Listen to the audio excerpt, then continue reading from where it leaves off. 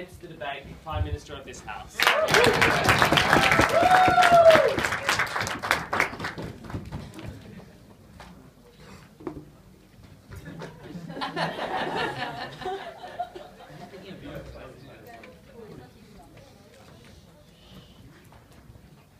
Mr. Speaker, I am a mongrel. I'm a product of a British father and a Malaysian mother. I cannot find my place in modern Malaysian society. I'm consistently called a British colonial spy by my friends, and the white people just think I'm not quite white enough. Before I move on to my speech, I'd just like to bid farewell to all of you. This will certainly be my last speech, because once my university and the government find out what I've been saying, especially through this video, if you're watching, thank you very much. Ladies and gentlemen, when the British imperialists, God bless their souls, left our beloved country, there was basically a bit of inequality between our societies. The ethnic Malay majority, who make up about 60% of our population, were really in rural areas and didn't have the right access and opportunities, the economic and business opportunities that the Chinese or the Indians had, because the British, of course, trusted them more, having better relations with their homelands. But ever since the rule was passed to Malay rulers, what they did was they made constitutional changes and had constitutional provisions that, like Article 153 in the Federal Constitution, that specifically gives special preferences to the Bumiputra or the Malay majority ethnic community. There are three ways that this happens. Firstly, economically, so that we have a new, it's not really that new. The new economic plan, which basically says that you give special land rights to ethnic Malays, you give more business contracts and licenses to these Malays. You have social policies like having affirmative action universities, whoever those people are, and Malays are prioritized in all forms of education and social policies. Lastly, in terms of politics as well, the Prime Minister cannot be anybody else but a Malay. We have, for example, the UMNO party, which is basically the Nazi of Southeast Asia, who essentially control and dominate the political systems in our country. But however, ladies and gentlemen, we don't think the problem is really there anymore. We've seen increasing trends where Malays, ethnic Malays, are increasingly more participant in the economy. They're more participant in things like businesses, for example. They're having more share of the wealth than they did much long ago. There's now a greater national consensus that race should not be a basis for granting rights, as we saw in the recent elections where the opposition won the popular vote on the basis of removing such rights, ladies and gentlemen. We think that these people's livelihoods have improved and these policies should be done with. The policy from side opening government is going to be this, that all racial elements in policies will be removed. That means we'll open access to capital markets, education and housing to everyone, ladies and gentlemen. We will remove things like vernacular schools, things like race-based institutions, for example, be done with all of them. If we need to give welfare or affirmative action, it will be given on a needs basis. The stance coming from side open government will be that this is the morally right thing to do, that this will lead to better distribution of opportunities and therefore wealth, and lastly, it will lead to greater social harmony. Moving straight into it. What is the duty of a state, ladies and gentlemen? But before that, let's take do you agree that all across Malaysia, Hindus, Indian Hindus, as well as Chinese, are also systematically excluded from the system? Yeah, of course, because it's all preferring the racial Malay group. But what we're saying is, it should be free for all, ladies and gentlemen. If you're poor, it will give you welfare nonetheless. Ladies and gentlemen, the duty of a state is to care for every single individual. It is based on the principle that one man has one vote and that the state should care for everybody exactly equally. We think also that we place a higher moral duty on states to be impartial and to be fair in their distribution, ladies and gentlemen. We tax everybody. If you're a Chinese person and you pay tax, you cannot possibly expect to not get the benefits or reap the benefits of your investments if they're going to a certain racial group. We think it's specifically unfair that you discriminate people based on things like the color of your skin, ladies and gentlemen, to things that you do not have control over, like who you are born to or into which community or ethnicity, ladies and gentlemen. We think that the state has failed in these instances because racial discrimination is morally disgusting, ladies and gentlemen, and it's economically unfair because people who are paying taxes, like the Chinese and the Indians as well, are not reaping such benefits. We think it's morally wrong. Secondly, we think that by removing all forms of racial policies, it removes racial divides as well. The problem we have in Malaysia is we have this racial supremacy idea, where when a state makes policies that prioritizes one race over the other, or even just drawing lines between races, the state is directly endorsing certain races over others, ladies and gentlemen. This leads to, firstly, the entrenchment of that nebulous, archaic feeling that, oh, because I am of this race, I am somehow superior to all others. This has led to ethnic Malays and right-wing groups, for example, to play on that rhetoric in society, to tell people that you must defend your rights, you must defend your policies and your wealth against the invaders, as they call the Chinese and the Indians. This creates great racial animosity, ladies and gentlemen. And lastly, we think that race is a zero-sum game, right? If you always base government policies on race, then there can never be any sort of change. Because if you're linking policies to race, and race is related to history, ladies and gentlemen, then history is never going to change. That means that a racial group who dominates, the government policies will always dominate government policies, because the argument isn't that, they're not developed enough, or they're being left out, but it's because specifically of the color of their skin, or specifically because they belong to a racial group. It's a zero-sum game, and it will never change, if you don't get rid of it. Thirdly, we say that this harms the democratic process in the country when you have race-based policies. Firstly, because it creates a power dynasty. Remember that the ethnic Malays aren't like African Americans in America or any minority in any other area. They are the actual majority, ladies and gentlemen. We have right now a power dynasty of the United Malay National Organization, who have ruled this country since independence, ladies and gentlemen. It is specifically because they have derived their power from the constitutional provisions that say that they have to protect ethnic Malays. They have the ability to bully other political parties like the Malay Chinese Association or the Malay Indian Congress and force them to make concessions on certain policies, because all they have to say is, we have the constitution, we have more people in this country, and if you want more rights, you make concessions for us. We think this is supremely harmful to the democratic process. Ladies and gentlemen, we think that it's about time, and I feel personally that it's about time that this country joins the bandwagon of liberty, of freedom, and of equality. Ladies and gentlemen, I've never been prouder to propose.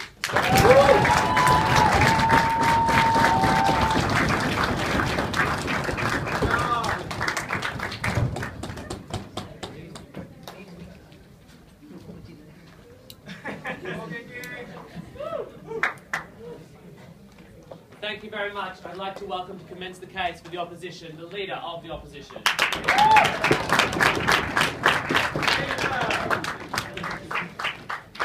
I'm going to do something that Singaporeans find very hard to do. To say that Malaysia has been right all along. And what we argue on side opposition is that these problems that Rafiq talked about, problems that started with race, we argue on the side opposition that it is only through race that we can resolve these problems. We argue, members of this House, that Malaysian society is a society that identifies each other and themselves as distinct racial groups. And this is what's happening right now.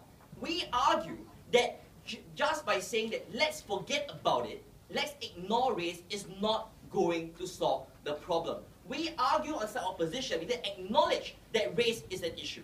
They acknowledge that systemic discrimination of Chinese people and Indian people. And it is through this recognition, through policies, members of this House, like, for example, racial quotas for ethnic minorities in Parliament. Like policies, members of this House, like constitutionally protecting the rights of minorities like Chinese and Indians in Malaysia.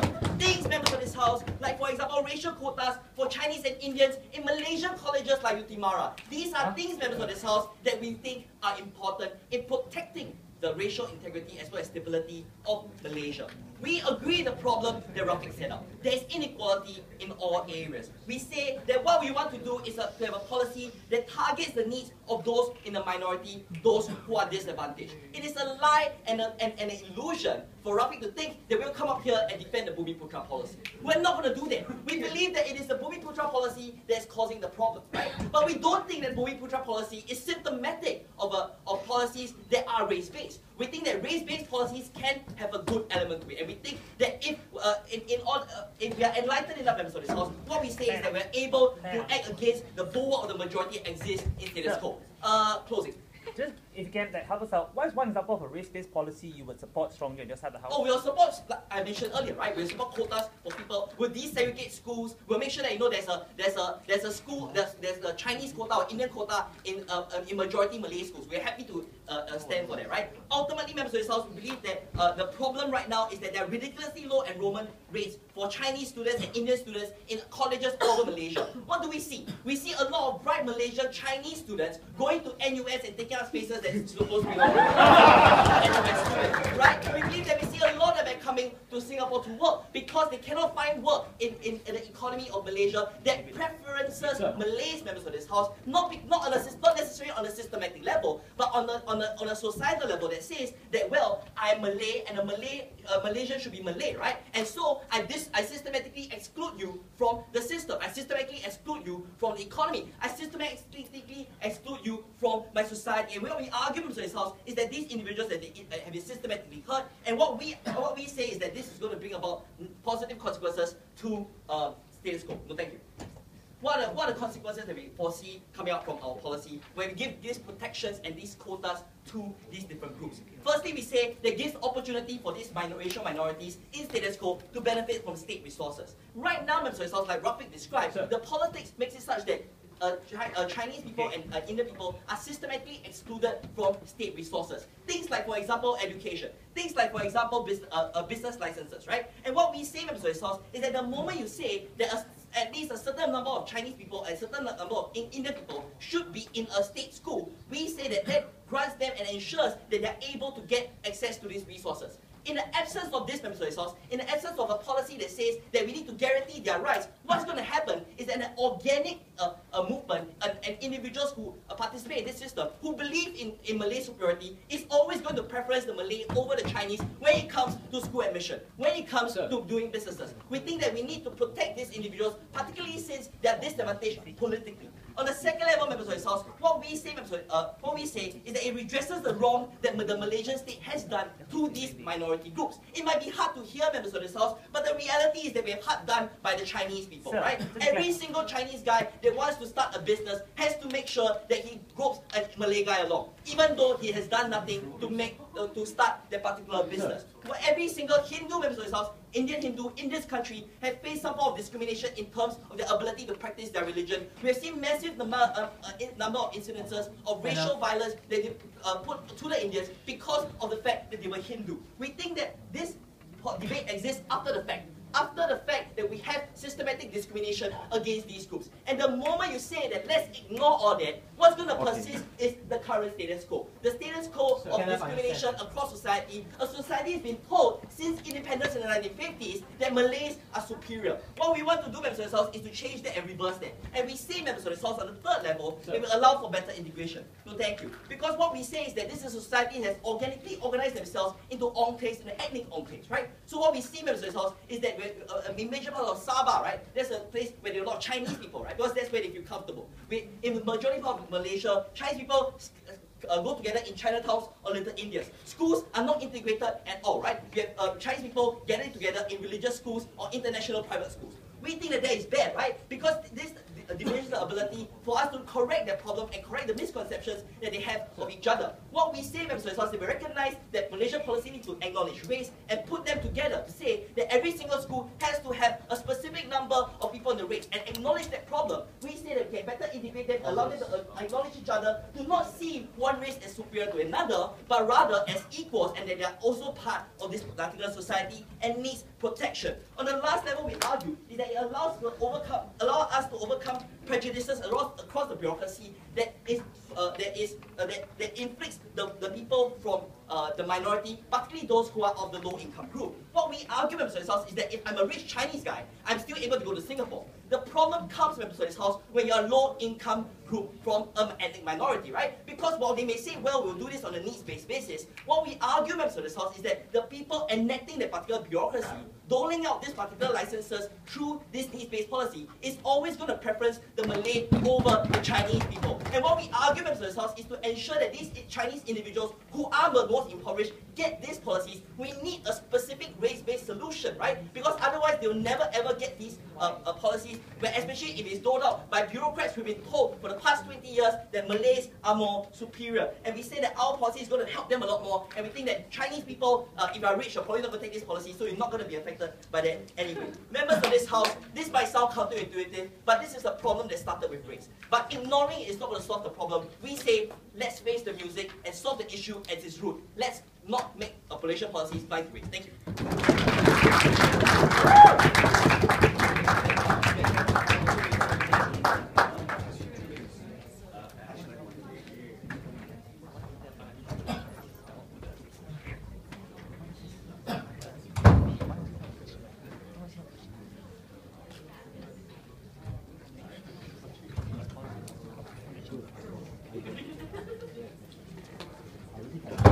This is Dr. Berry, our guest of honor. He's the Dean of our faculty.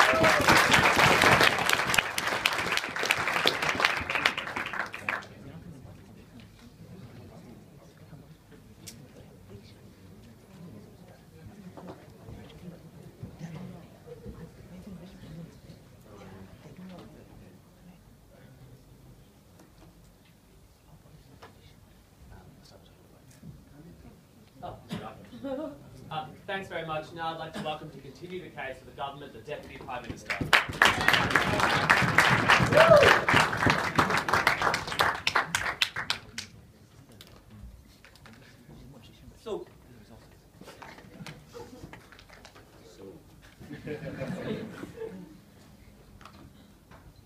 So basically, the opposition's position in today's debate is recognizing the Bumiputra policy as the root cause of all problems, but they want to multiply it into 3 and make it worse, ladies and gentlemen. Because that was the exact thing they were doing under the side of opposition.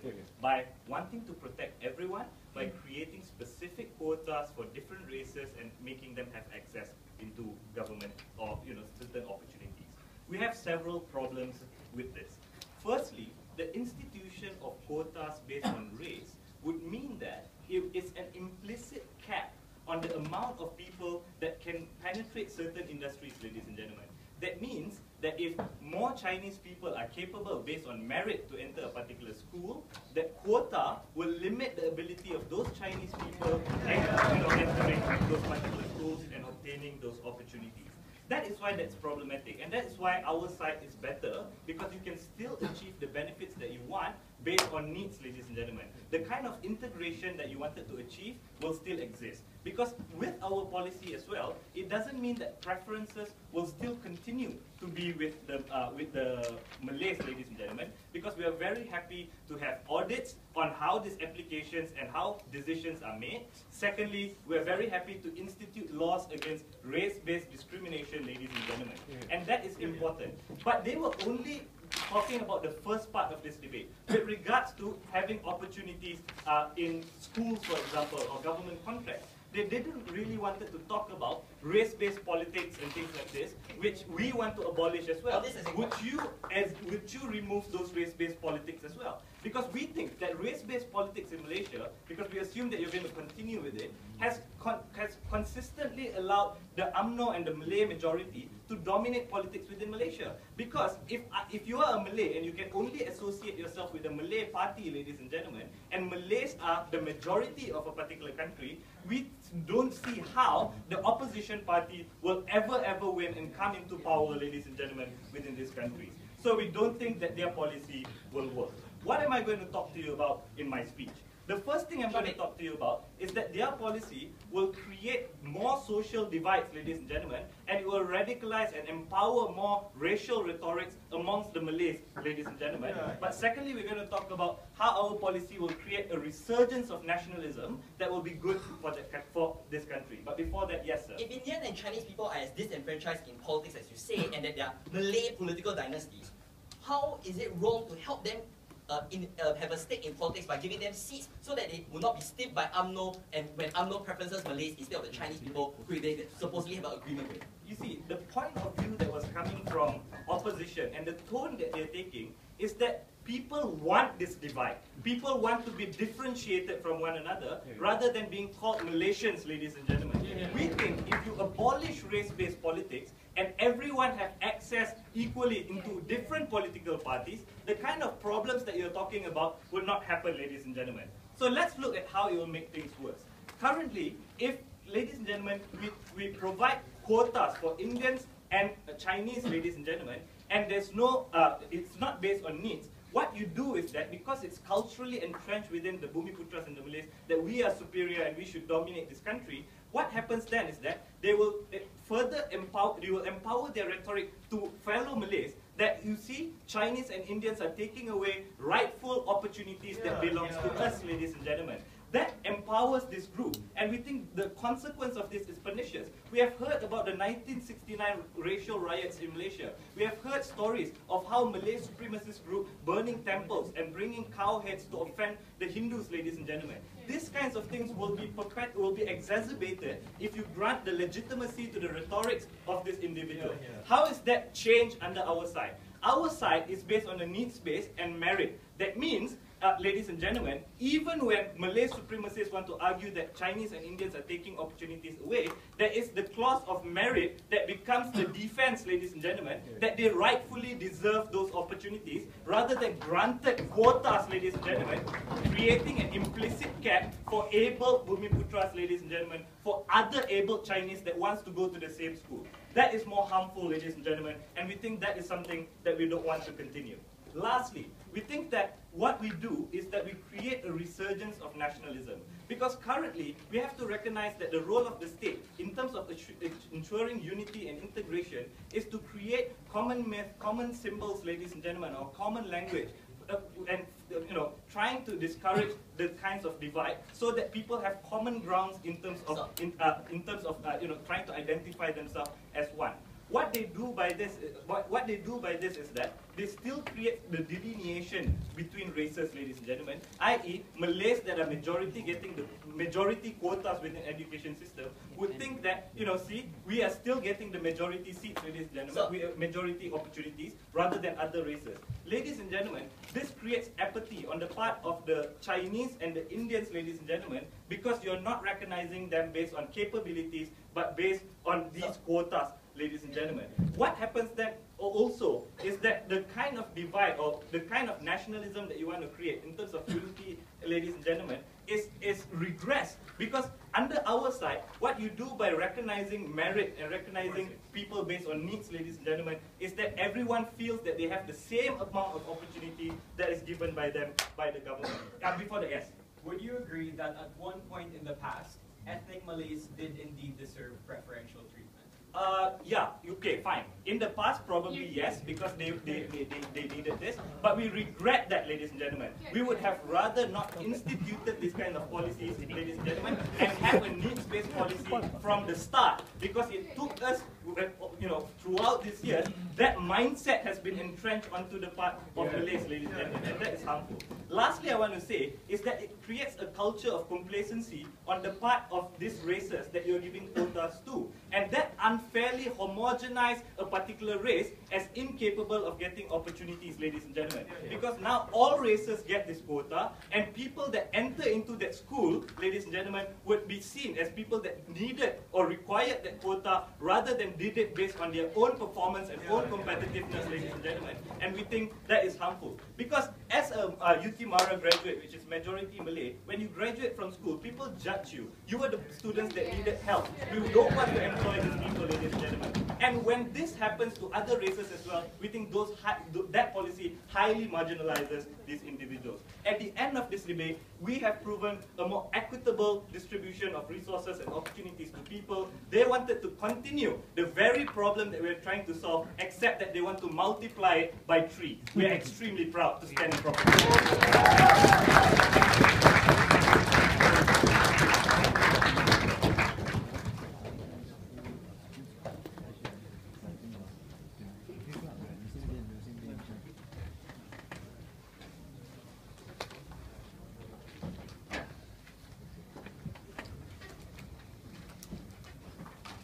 Thanks very much. I'd like to welcome to continue the case for the opposition, the Deputy Leader of the Opposition.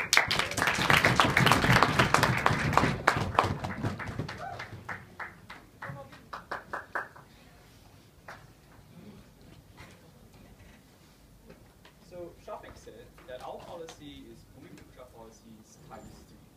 And that is kind of it. And we are proud to stand by it and say that that's exactly what we're trying to do.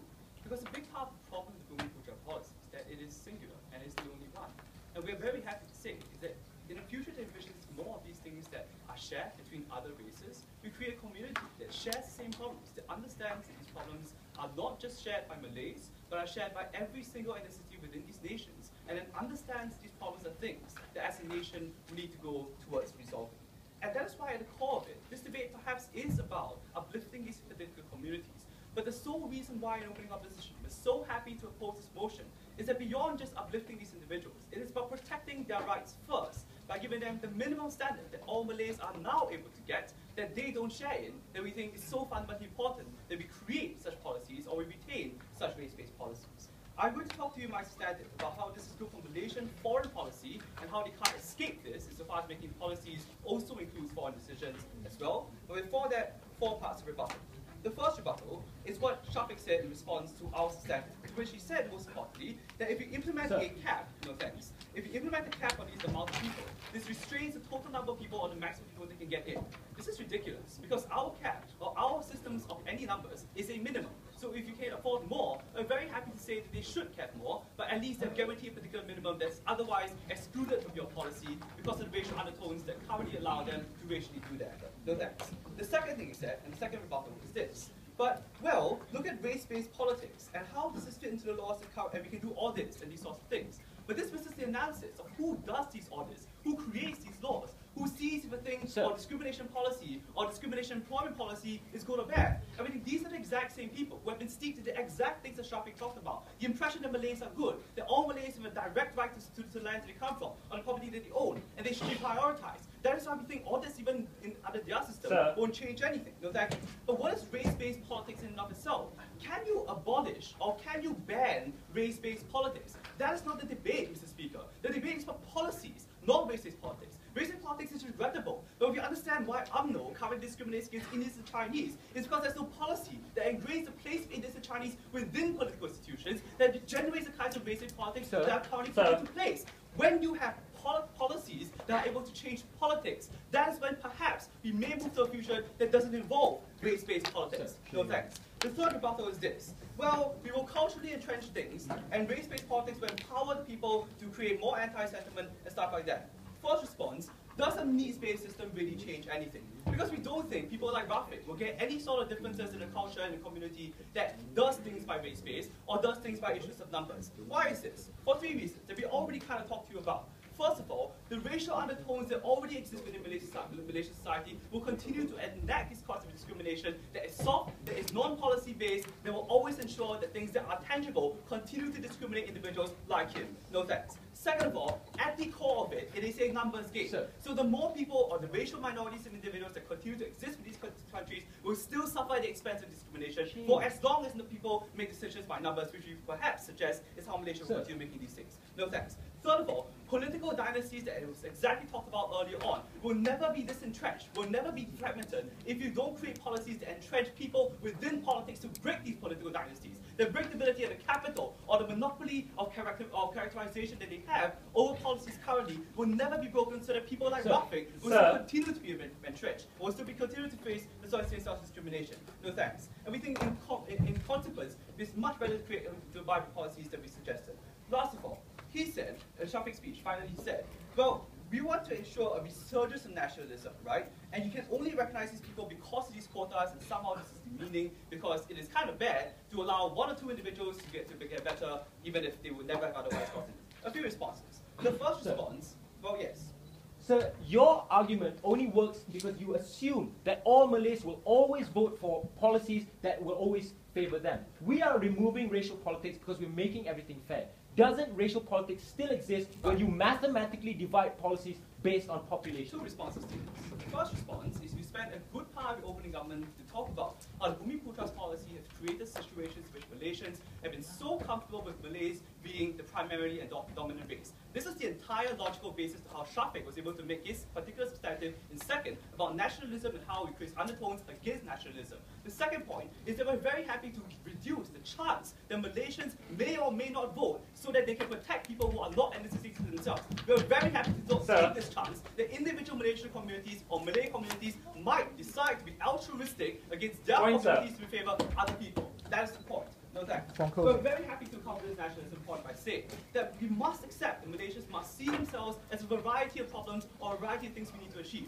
Understanding that racial undertones or racial discrimination happens is a big part of it. That is why one of the biggest things that was regretted when it came to the atrocities in Germany was to say that we closed our eyes to these things in the first place and to attract perpetrators that we can see. When we close our eyes to these things, Mr. Speaker, we never understand the kinds of things that happen. We never understand this is a part of our identity, and we can therefore never construct the same kind of nationalistic sentiment that is accurate about what we want to achieve. No, thank you. And at its core, Mr. Speaker, even if that's all not the case, we think policies should be there to protect rights, not just to uplift.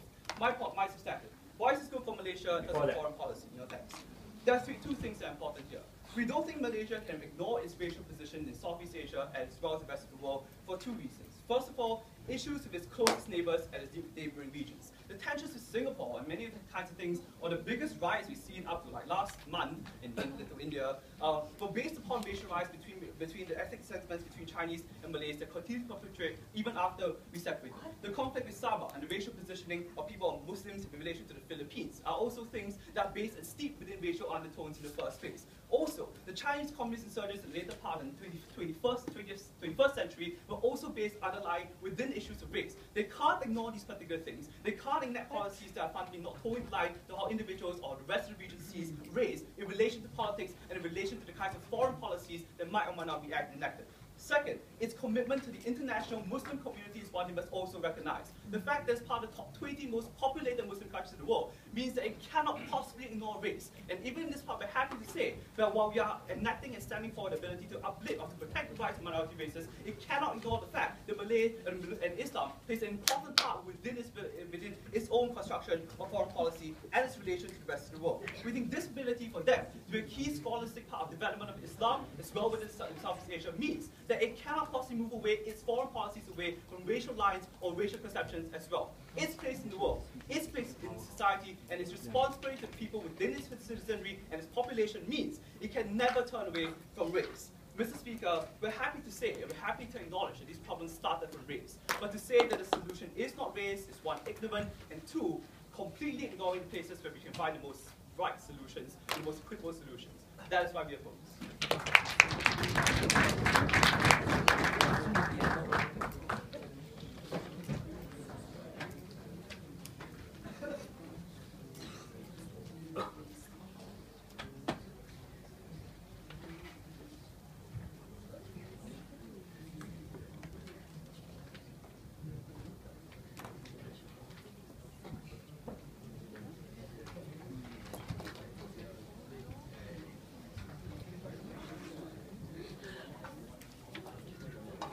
Thanks very much. I'd like to welcome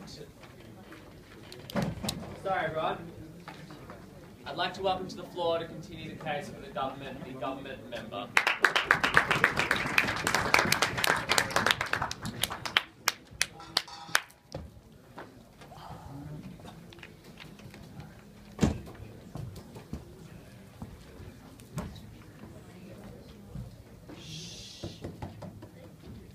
Mr. Speaker, let's first deal with foreign policy. They say that it's in the interest of Malaysia, or rather Malaysia will look less like the Islamic powerhouse if now it moves away from race-based policies. The first thing we'll ask them is, why is it important for Malaysia to be seen as an Islamic powerhouse in the region? We don't see a particular tangible benefit that may arise from it necessarily. We think that the ties we could better foster with, say, other non-Muslim nations in the area might be improved and might result in better benefits like Vietnam, Laos, plenty of trade opportunities there. We don't think that is a clear case for Malaysia in the foreign policy sense. Now let's look at the second issue. They say that it's going to be very difficult to ever reduce racial tensions. You know, like if I hate a Malay guy, I hate a Malay guy. Like, that's it. I'll always live forever and ever. Right? Well, we disagree. We think that meritocracy, as explained by the opening government pretty well, will reduce resentment, or other way, it's likely to reduce resentment. Why is that so? Firstly, let's look at the non-Malays who we think are also important. Like they hate, or there's also issues of like rioting on the street. Indian people have rioted before in previous Malaysia. We think they're less likely to resent Malays now when it sees the governments are doing it equally, and that's important. We think it's one like we think national identity is also about looking at how the minorities view the rest. But let's look at the Malays too. How would we impact the way Malays view the rest of society. Our policy will result in closer interaction now, both in the civil, political, and social spheres of society between Malays and non-Malays now necessarily as a result of our policy. Households, like one prime example, this is a very broad policy, so I mean, let's just give one example, it's easy to understand. One example of the kind of things that happen in today's Malaysia is you've got like from quotas for Malays in the civil service. Right? And so if a Malay is basically into a nice cushy government job, and the attraction of a stable government job where you're taking care of, results in a huge number of Malays applying, often getting into. So you have bloated bureaucracy filled with a lot of Malay people. And the result often then is that you got that the majority of the non-Malays often end up only in the private sector. So that's why the businesses, right, that are dominant and big in Malaysia tend to be largely Chinese-owned in nature.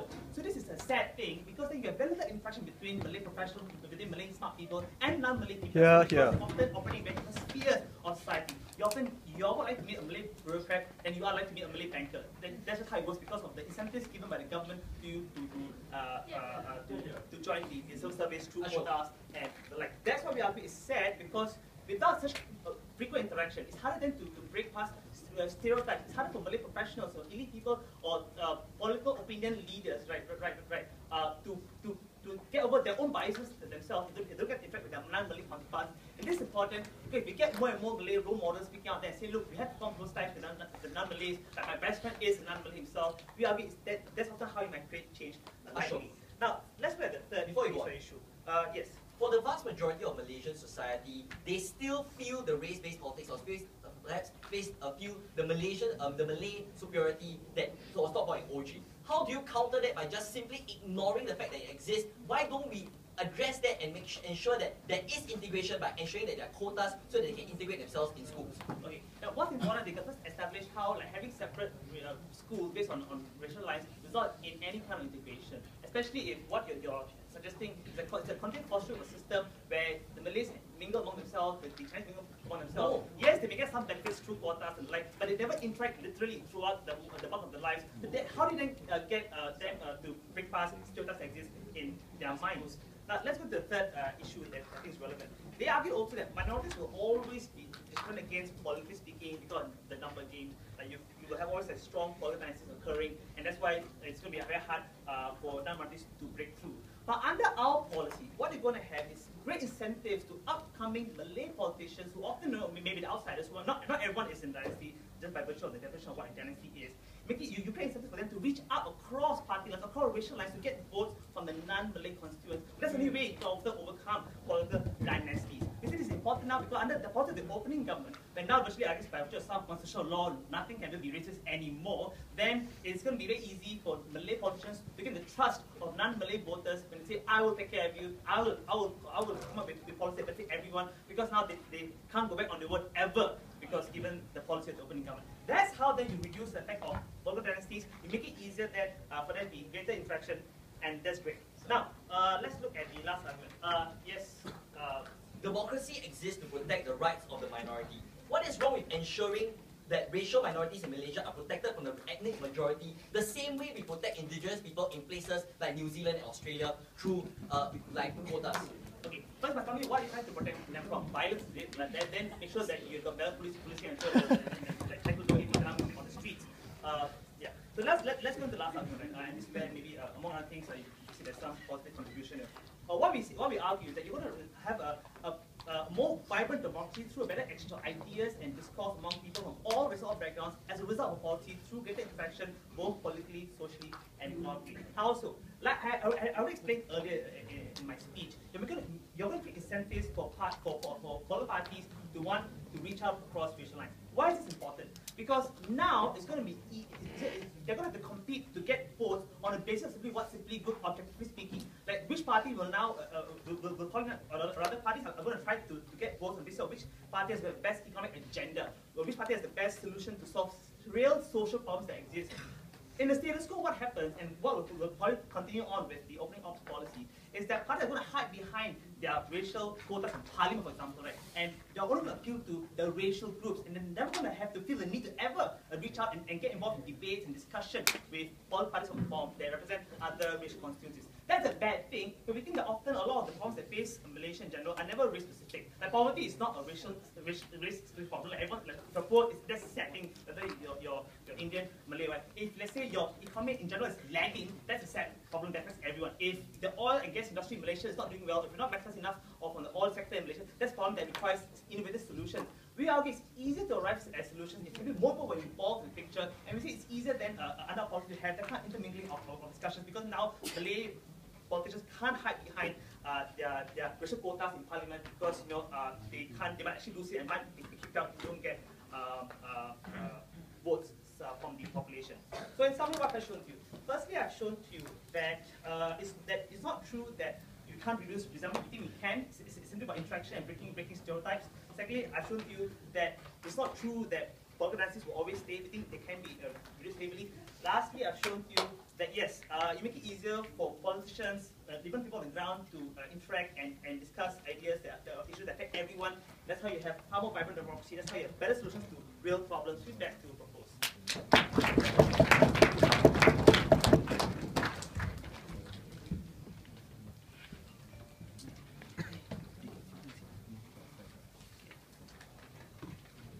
Thanks very much. I'd like to welcome to the floor to continue the case of the opposition and the opposition member.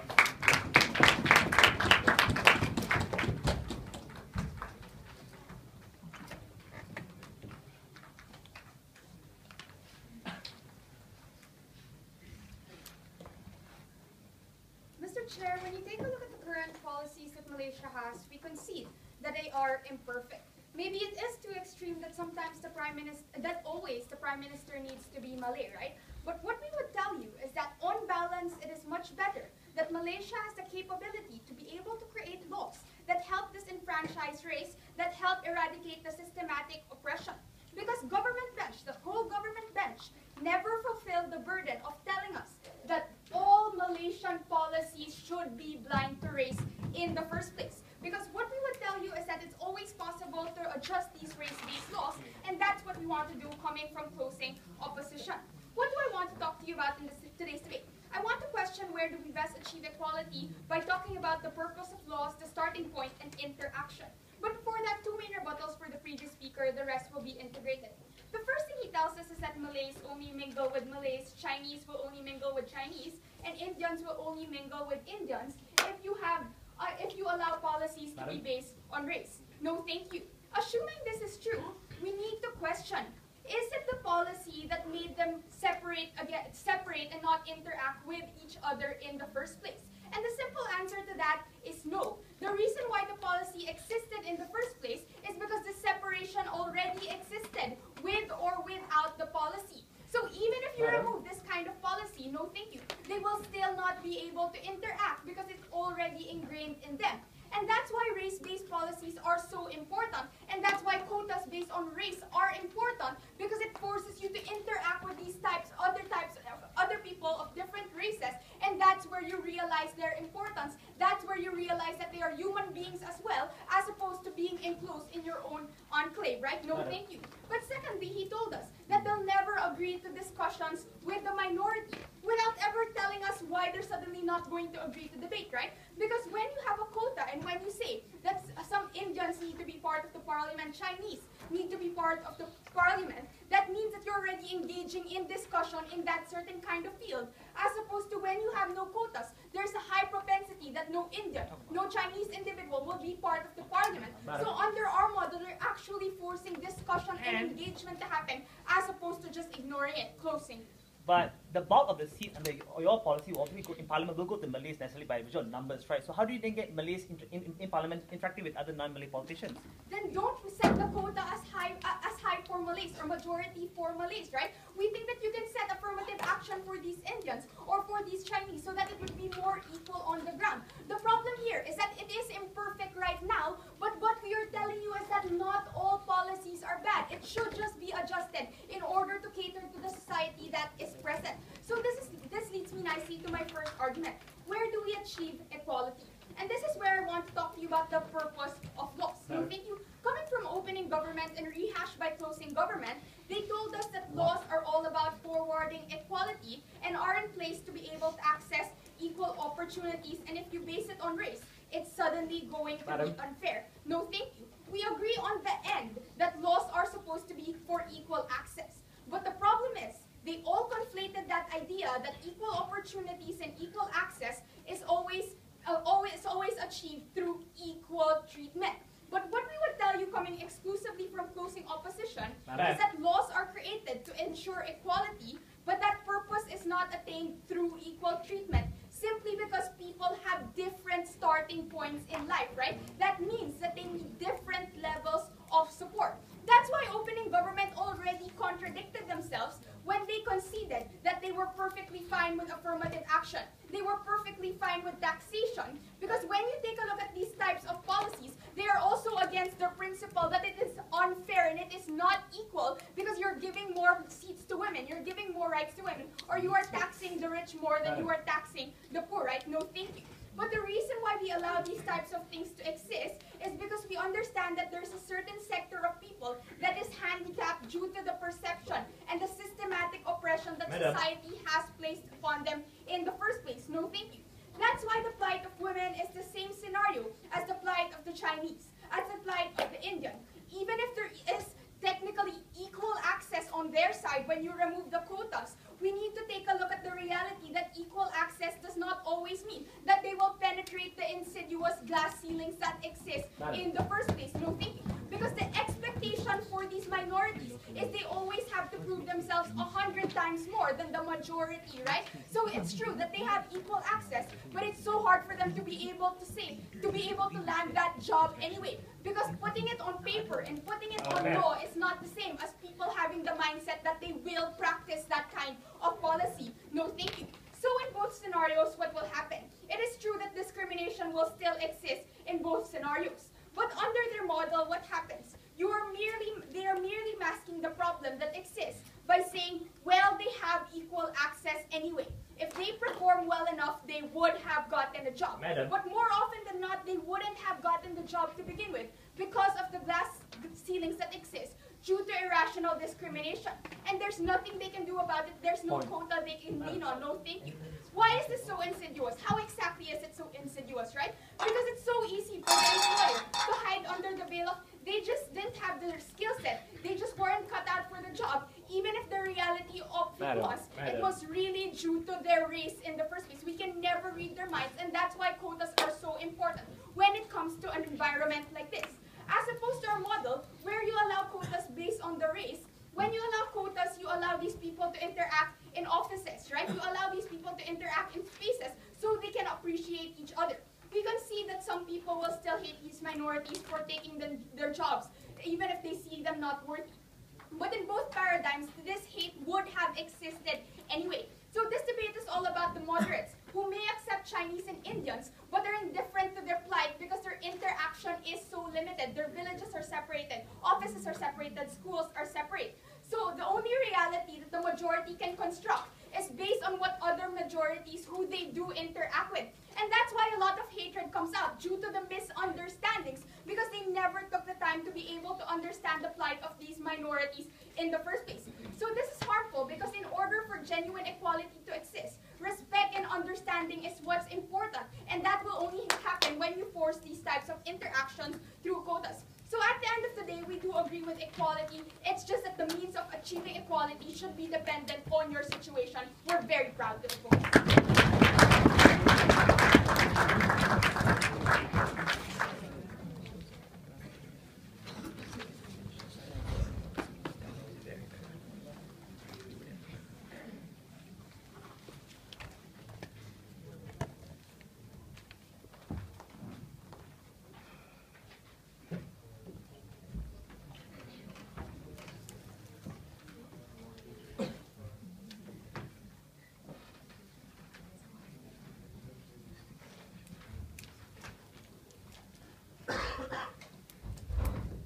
Thanks very much.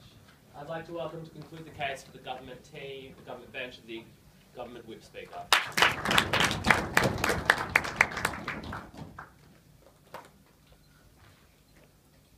Perhaps I'm quite stupid, because when I was just sitting down there and trying to rationalize the case of self-opposition, and I looked at the definition of affirmative action, action, I realized that affirmative action is a form of reverse discrimination. And when Brian came up here and said that you need to use discrimination to reverse discrimination, I'm astounded. And the part of the reason why I'm astounded is because I need to emphasize that actually equality is a very simple thing.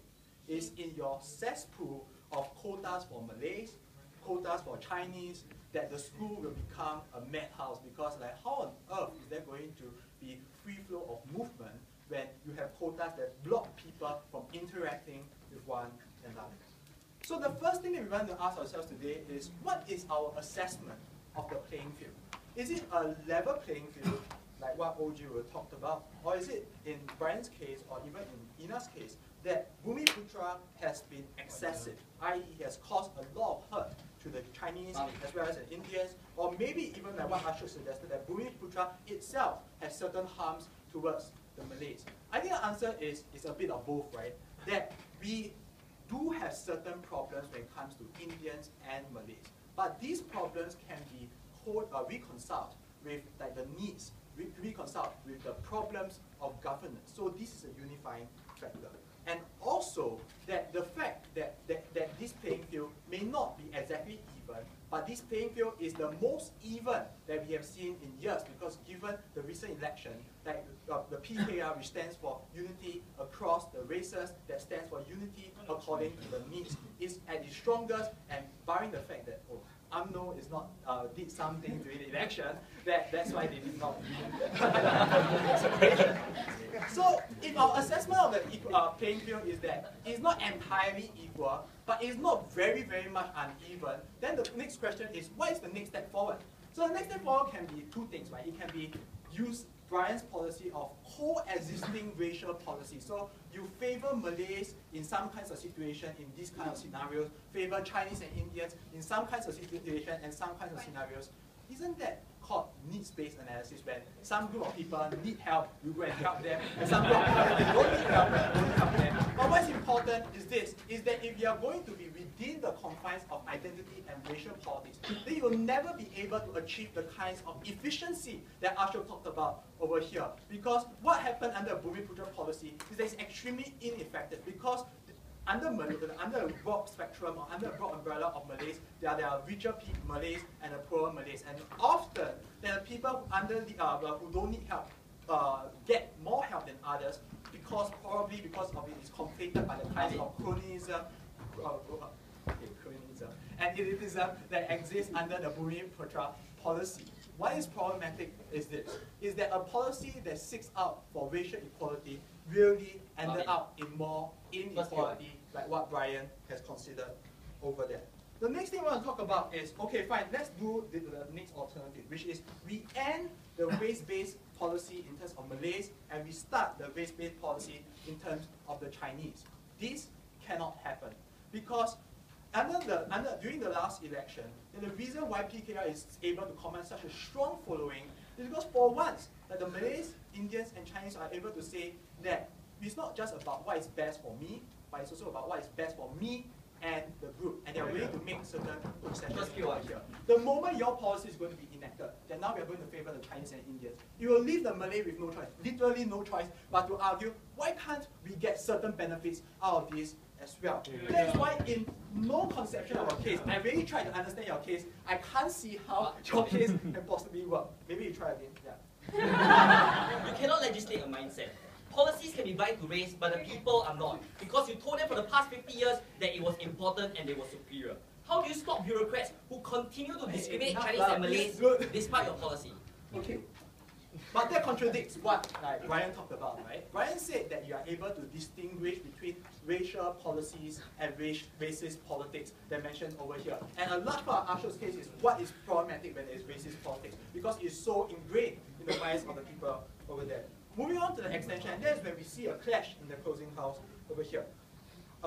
Okay, so Ina talked about two things. Firstly, it says that equal access is not achieved by equal treatment. Secondly, that this group of people are handicapped by systemic treatment or systemic oppression of people, which is quite like treatment. And lastly, that we are masking the problem because there exists glass ceiling, but actually quotas are the cause of this glass ceiling to begin with, right? But if we were to even engage all these 3 points at its best, you realize that the best case scenario is in Ashok's case. Because if you see that there is a group of people that is handicapped systemically, then this group of people by right would have banded together with the same kinds of political causes.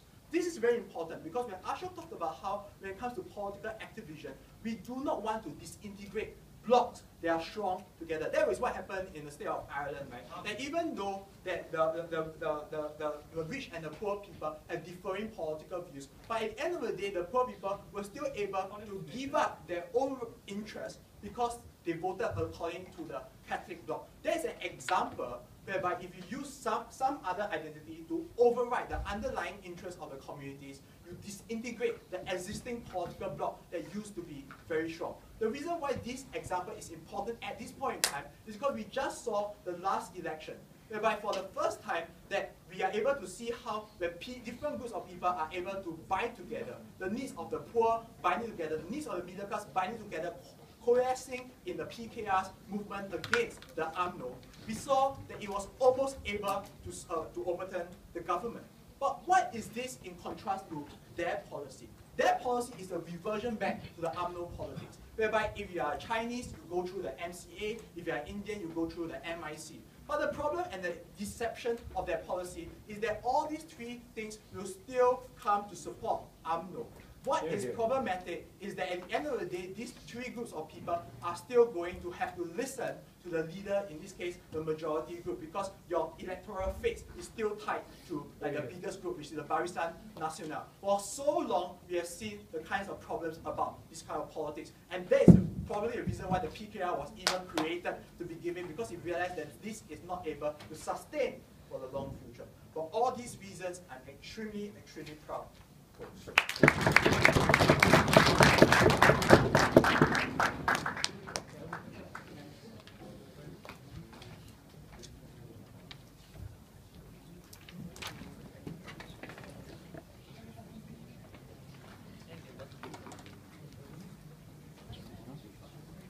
Thanks very much. Now I'd like to welcome to the floor to conclude the opposition case and indeed to conclude the entire tournament, the opposition whip speaker.